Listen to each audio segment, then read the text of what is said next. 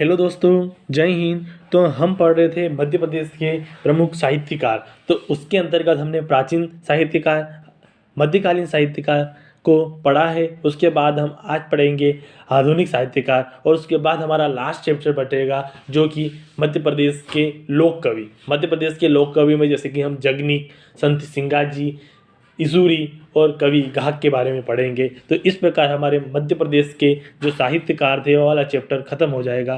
तो आज हम आधुनिक साहित्यकार के अंतर्गत हम पढ़ेंगे माखनलाल चतुर्वेदी जी के बारे में, बालकृष्ण शर्मा नवीन, सुभद्रा कुमारी चौहान, पंडित भवानी प्रसाद मिश्र, गजानन माधव मुक्तिबोध, हरिशंकर परसाई, शरद जोशी, मुल्ला रमूजी जैसे आधुनिक साहित्यकारों के बारे में पढ़ेंगे जिनका संबंध मध्य प्रदेश से रहा है। आज का जो वीडियो है थोड़ा लंबा जाएगा क्योंकि इसमें हमने सभी आधुनिक साहित्यकारों को कवर किया है। तो शुरुआत करते हैं हम माखनलाल चतुर्वेदी जी से। माखनलाल चतुर्वेदी जी से अगर हम करें तो इनका जन्म हुआ था 1899 में होशंगाबाद के बाबई में, जिसे वर्तमान में माखन नगर नाम से जाना जाता है। अब हम बात करें तो प्रभा पत्रिका के संपादक मंडल के सदस्य रहे थे। प्रभा जो कि गणेश शंकर विद्यार्थी द्वारा निष्कासित एक प्रक्रिया थी, यानी कि इनका प्रकाशन गणेश शंकर विद्यार्थी द्वारा किया जाता था, जिसके संपादक मंडल के यह सदस्य रहे थे। और हम बात करें तो इन्होंने कर्मवीर के संपादक थे। यह कर्मवीर जो कि इन्होंने खंडवा जेल में लिखा था सन 1919 में खंडवा जेल में इन्होंने कर्मवीर नामक पत्रिका का संपादन किया था। अब हम बात करें तो इन्होंने एक कविता इनकी प्रसिद्ध है, पुष्प की अभिलाषा। पुष्प की अभिलाषा कविता जो कि इन्होंने बिलासपुर जेल में लिखी थी। तो कभी अगर प्री में क्वेश्चन आ जाए कि माखनलाल चतुर्वेदी की प्रसिद्ध कविता पुष्प की अभिलाषा किस जेल में लिखी गई थी, तो इसका आंसर हो जाएगा बिलासपुर जेल में। बिलासपुर वर्तमान में छत्तीसगढ़ में। अब हम बात करें तो इन्हें एक टाइटल दिया जाता है, एक भारतीय आत्मा। एक भारतीय आत्मा का इन्हें एक उपनाम दिया जाता है। अब हम इनकी रचनाओं की बात करें तो इनकी प्रमुख रचनाओं पर बात करें हम तो पहली इनकी रचना है कृष्ण अर्जुन युद्ध, जो कि 1913 में इन्होंने लिखी थी, जो एक नाटक है ना।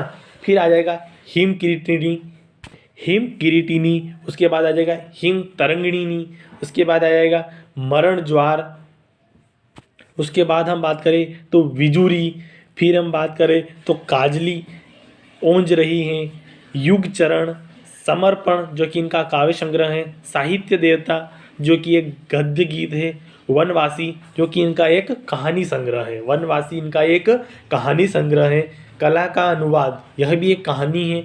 पाँव पाँव वे बरीद इरादे, पाँव पाँव वे बरीद इरादे जो कि इनका एक निबंध है। समय के पाँव जो कि एक स्मरण है। चिंतक की लाचारी जो इनका एक भाषण है। और रंगों की बोली जो इनकी प्रमुख रचनाओं में शामिल है। तो इनकी पहली रचनाएं थी कृष्ण अर्जुन युद्ध, जो कि उन्होंने 1913 में नाटक के रूप में लिखी थी। और इनके द्वारा एक पत्रिका का संपादक किया जाता था, जो कि कर्मवीर 1919 में लिखी थी उन्होंने खंडवा जेल में। ठीक है, अब हम अगले साहित्यकार के बारे में बात करें तो अगले साहित्यकार है हमारे बालकृष्ण नवीन। बालकृष्ण शर्मा नवीन की बात करें तो इनका जन्म 8 दिसंबर 1997 को शाहजहाँपुर में हुआ था। तो यह किस जिले से संबंधित है? शाहजहाँपुर जिले से संबंधित है। प्रभाव प्रताप के संपादक के रूप में इन्होंने कार्य किया। प्रभाव प्रताप किसकी थी? गणेश शंकर विद्यार्थी की पत्रिका थी, जिसके संपादक मंडल में इन्होंने कार्य किया। अब हम बात करें तो स्वतंत्र आंदोलन के लिए अनेक बार जेल गए।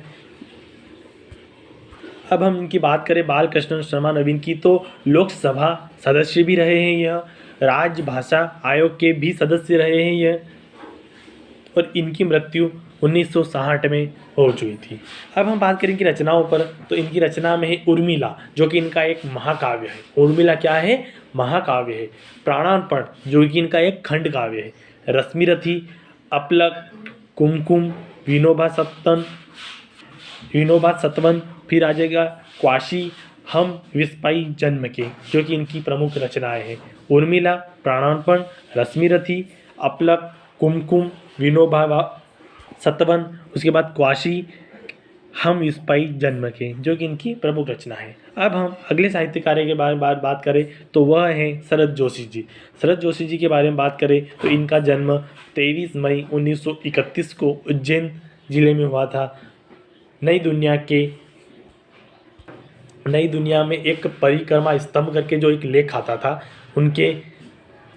उनके संपादक रहे हैं। नई दुनिया के एक परिक्रमा स्तंभ से संबंधित है यह।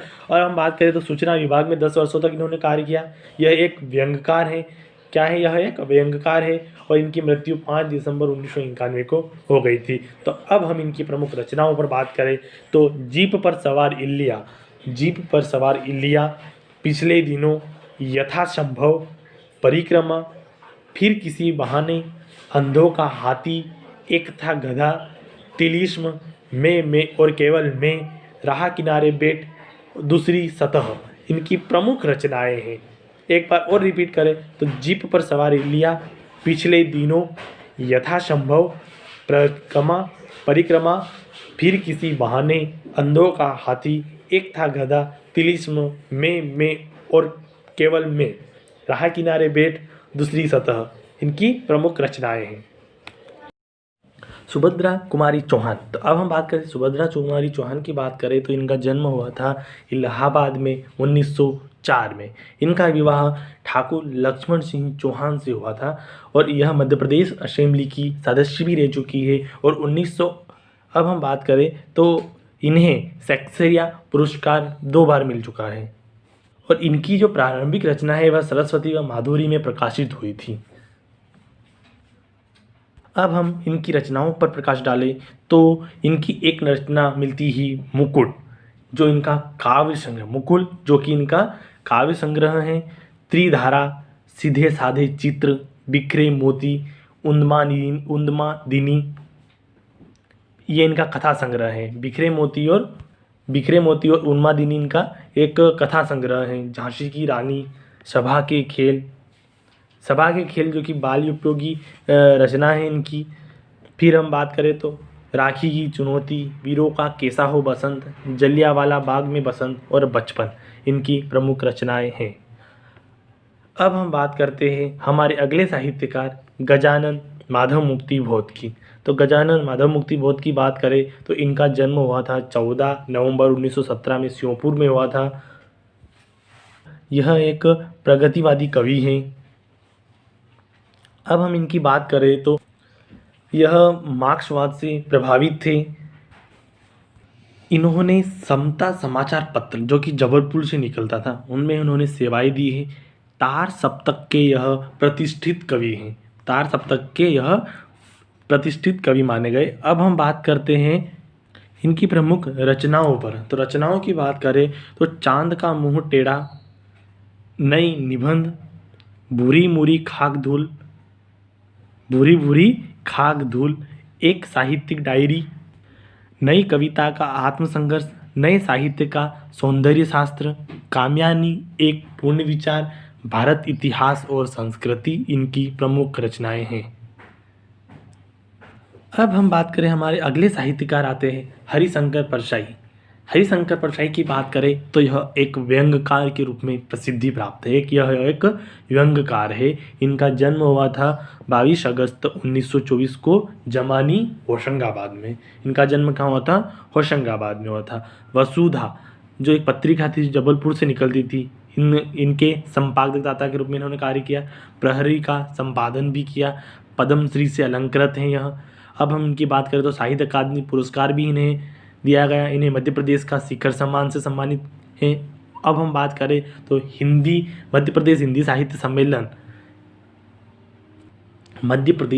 साहित्य सम्मेलन का भवभूति अलंकरण प्रदान किया गया और जबलपुर विश्वविद्यालय ने मानक डी लिट प्रदान किए। इन्हें मानक डी लिट प्रदान किए हैं।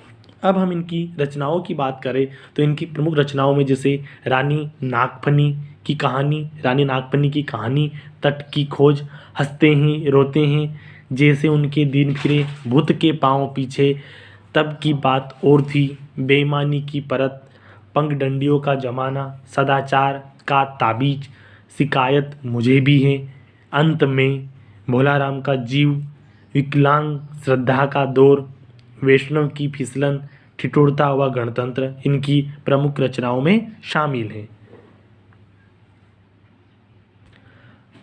अब हम बात करते हैं हमारे अगले साहित्यकार गुलाबी उर्दू के नाम से प्रसिद्ध मुल्ला रमूजी। मुल्ला रमूजी की बात करते हैं तो इनका पूरा नाम मिलता है मोहम्मद सिद्दीकी मुल्ला रमूजी।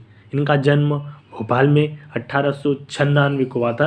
1896 को इनका जन्म भोपाल में हुआ था। 12 वर्ष की आयु में उन्होंने कुरान को कंठस्थ कर लिया था। मात्र 12 वर्ष की आयु में इन्होंने कुरान को कंठस्थ कर लिया था और इनकी प्रसिद्ध और पहली किताब सन 1921 में गुलाबी उर्दू के नाम से प्रकाशित हुई। मध्य प्रदेश सरकार ने संस्कृति भवन का नाम, जो मध्य प्रदेश सरकार का संस्कृति भवन है उसका नाम मुल्ला रमूजी संस्कृति भवन रखा है। तो अब हम बात करें इनकी रचनाओं के बारे में, तो इनकी प्रमुख रचनाओं में गुलाबी उर्दू की बात करें तो 1921 में इनकी पहली किताब जो कि प्रकाशित हुई थी दीवाने मुल्ला रमूजी, औरत जात, लाठी और भैंस, शादी अगूरा, शायरी जेक। अब हम बात करें तो मशहीरे भोपाल, सिफा खाना, उसके बाद जिंदगी, सुबह की लताफत, मुसाफिर खाना इनकी प्रमुख रचनाएं हैं। अब हम हमारे अगले साहित्यकार की बात करें तो वह हैं डॉक्टर शिवमंगल सिंह सुमन। डॉक्टर शिवमंगल सिंह सुमन की बात करें तो इनका जन्म हुआ था उत्तर प्रदेश के उन्नाव में।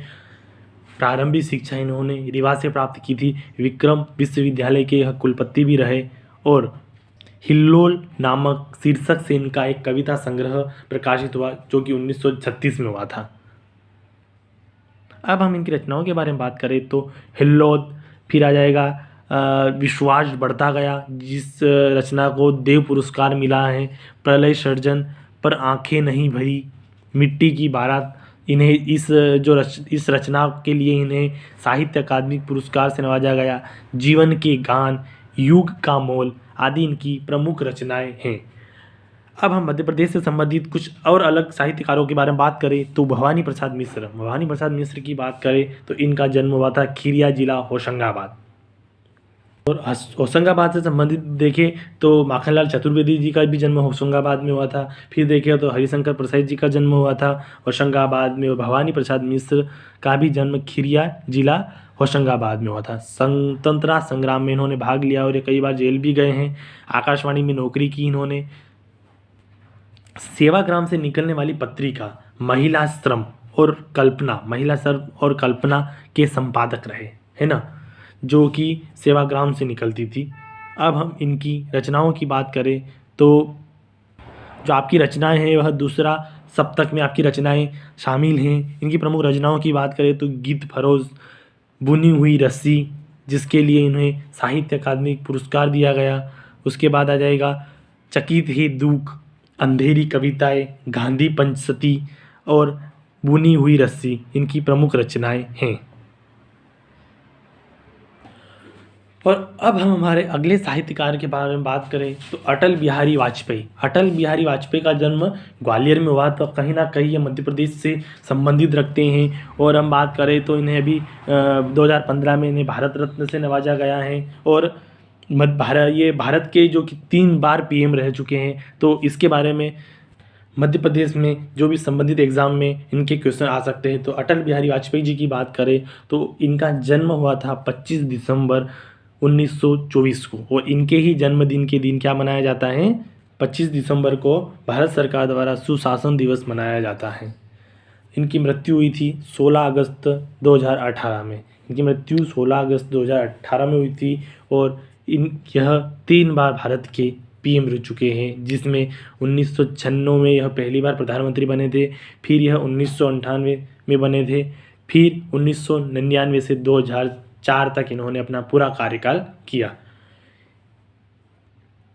2015 में इन्हें भारत रत्न से नवाजा गया। अब हम बात करें तो इन्होंने राष्ट्रधर्म, पंचजन्य और वीर अर्जुन नामक पत्रिका के संपादक थे। यह लोकसभा से 10 बार यह सांसद रहे और राज्यसभा से भी 2 बार सांसद रहे हैं। ये पहली बार 1952 में लखनऊ उत्तर प्रदेश से लोकसभा चुनाव लड़े थे। उसमें उन्हें हार मिली थी।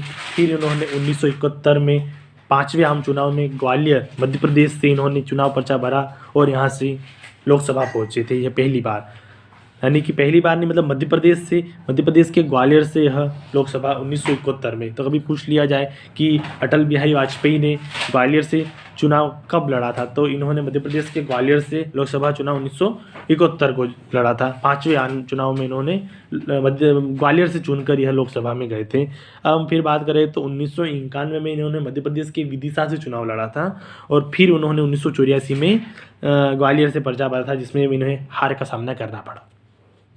अब इनकी रचनाओं के बारे में बात करें तो मेरी 51 कविताएं, इनका एक काव्य संग्रह है। इनकी प्रथम कविताएं हैं ताजमहल। फिर हम देखें तो यह रग रग हिंदू मेरा परिचय। फिर रहेगा मृत्यु या हत्या, संसद में 3 दशक, अमर आग है, अमर बलिदान और राजनीति की रपटीली राहें। अमर बलिदान की बात करें तो लोकसभा में अटल जी के वक्तव्यों का संग्रहण है। जो लोकसभा में उनके द्वारा जो वक्तव्य भाषण दिए गए उनका संग्रहण है अमर बलिदान। यह ब्रज भाषा एवं खड़ी बोली के कवि हैं। इनके पिता का नाम मिलता है कृष्ण बिहारी वाजपेयी, जो कि ग्वालियर रियासत के जाने माने कवि थे। तो इस प्रकार हमने अटल बिहारी जी के साथ हमने पूरा मध्य प्रदेश से संबंधित जितने भी साहित्यकार थे उनके बारे में प्राचीन से लेकर आधुनिक काल तक हमने जाना।